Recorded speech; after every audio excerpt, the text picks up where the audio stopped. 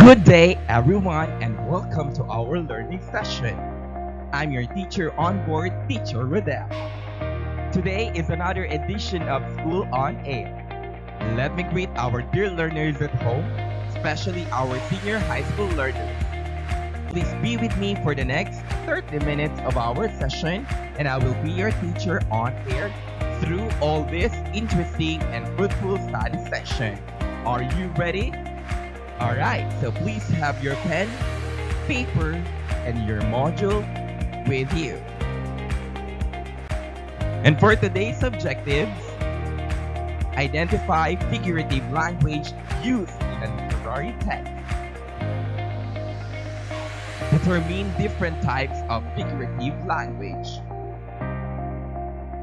And use figurative language in sentence. We have learned that poetry is a form of literature that conveys a thought, describes a scene, or tells a story in a concentrated, lyrical arrangement of words.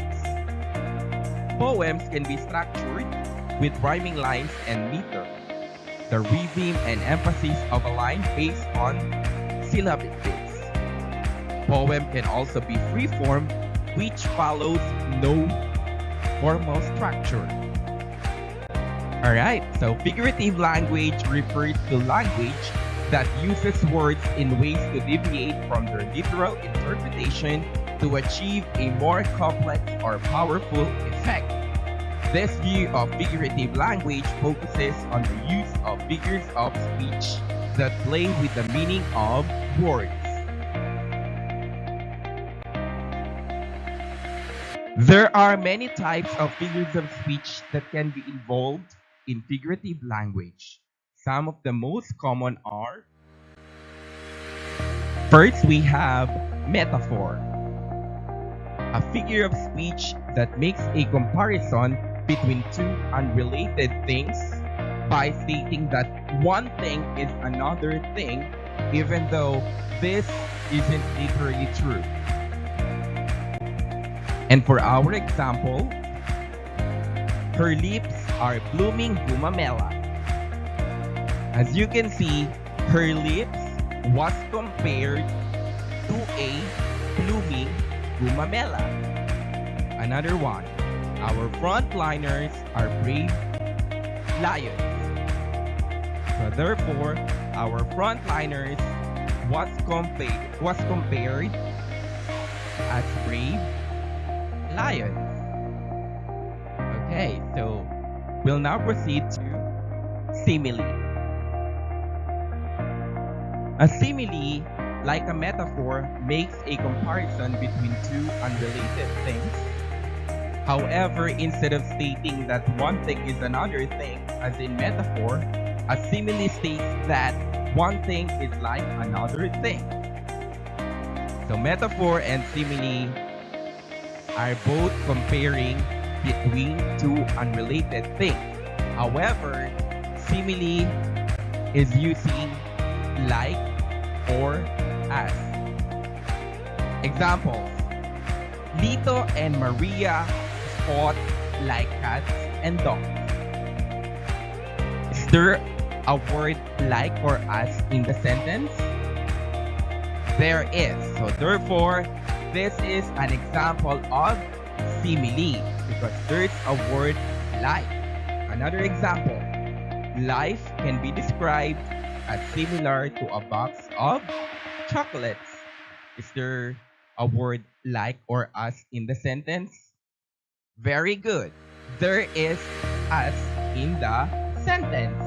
Now, if the sentence is life is a box of chocolate, is it simile or metaphor?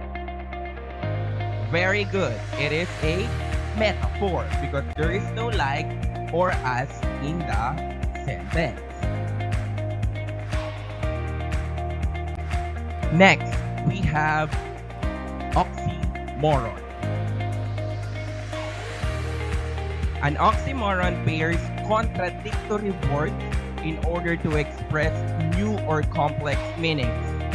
It captures the complex and simultaneous feelings of pain and pleasure associated with passionate love. So, oxymoron is an example of oxymoron itself, and it came from Greek words oxus means sharp or wise, and moros means fool. Let's have an example here. Suddenly, our school filled with a deafening silence. So the oxymoron in this sentence is deafening silence. Why? Because deafening, it is very loud, while silence means the absence of sound. So they are contradicting one another. Another example. Nowadays, it seems that unbiased opinion is pretty rare. So the oxymoron is unbiased opinion.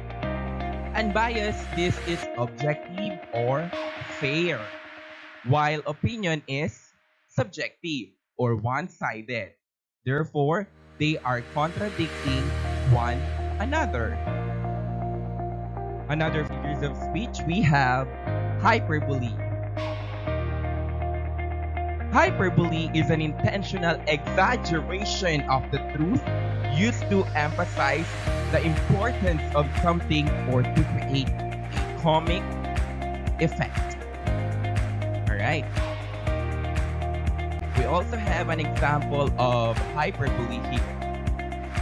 We waited for centuries for the vaccine to be released. The underlined words, that is the hyperbole. Why? Because century means 100 years, right? And we cannot wait for century for the vaccine to be released. That's why they called it hyperbole, because it's exaggerated. Another example, Mr. Candelaria has been teaching here since the Stone Age. Okay? So, the Stone Age means ancient times or old times.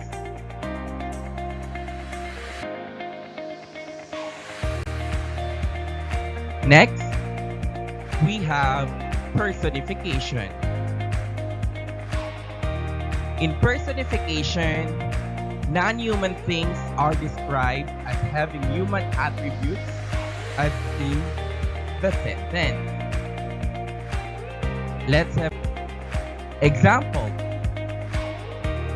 Joanne heard the last piece of egg pie calling her name. Is egg pie can talk? That's correct. Egg pie cannot talk. Another example. The waling-waling flowers nodded in the wind.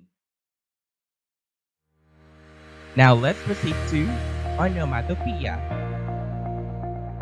Onomatopoeia is a figure of speech in which words evoke the actual sound of the thing they refer or describe.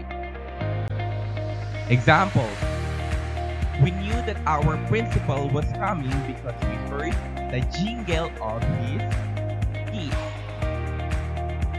Another one. I heard a knock at the door. So here, the first example, what sounds he create? That is jingle. And for the door, what sounds door create? It's knock or knock knock. Next, we have Synecdoche. For the Synecdoche, it is a part of something is used to refer to its whole. Example, the Department of Education announced new plans for the education reform. In this one, the Department of Education is the agency itself, but who will announce? It's either the Secretary of Education, but they use on the example as a whole, which is the Department of Education. Next, metonymy. Metonymy is a figure of speech in which an object or concept is referred to not by its own name, but instead by the name of something closely associated with it. Example: the pen is mightier than the sword. So the pen stands for the written word, while swords for military aggression. Next, we have alliteration. In alliteration, the same sound repeats in a group of words. Alliteration uses repetition to create a musical effect that helps phrases to stand out from the language around them. Examples: snow bear candy was filling my cavity. After Catriona broke up with him, his heart hung heavily. They have the same sound, the consonant letters. My mother makes a mouth-watering egg pie. And let's check your understanding. Identifying figurative language in a song. Eye of the Tiger by Survivor. By the way, you can find the lyrics on your monitor. Let's see. Line number 6. You trade your passion for glory. That's correct. It is a form of personification because you are not literally able to trade an emotion. You are giving something that is not alive, a human quality. Line number 10. It's the thrill of the fight. Identify the figurative language in this line. Okay, it is a hyperbole because you are exaggerating by saying that the fight is exhilarating. Meanwhile, you are getting punched in the face. You cannot enjoy a fight when you are being beat up. And for the line number 9, it's the eye of the tiger. Very good. It is a metaphor because you are comparing an eye of a tiger to determination and perseverance.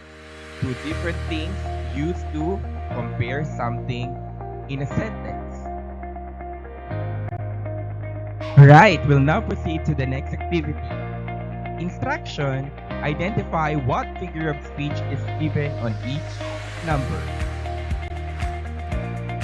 The first question: 3 months of community quarantine felt like 500 years in jail. A. Personification. B. Simile. C. Metaphor. Or letter D. Hyperbole. That is correct. The answer is letter B. Simile. As you can see in the sentence, there is a word like. That's why it's simile. Next. We are no longer citizens. We are now soldiers in this battle. A. Oxymoron. B. Simile. C. Metaphor. Or letter D. Hyperbole. That's correct. The answer is letter C. Metaphor.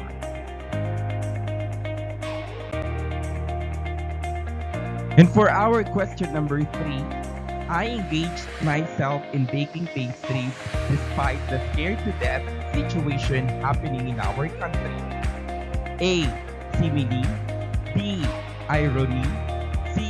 Metaphor. Or letter D. Hyperbole. That is correct. The answer is letter D. Hyperbole. As you notice in the sentence, it is exaggerated.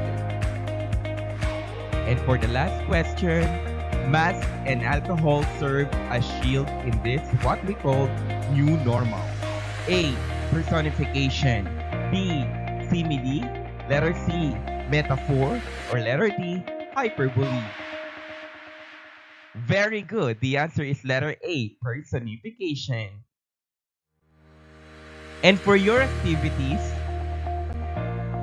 answer activity number 1 to 3 and post this on your module to be submitted on the next distribution and retrieval of module. And that's it for today. Thank you so much and keep safe, everyone.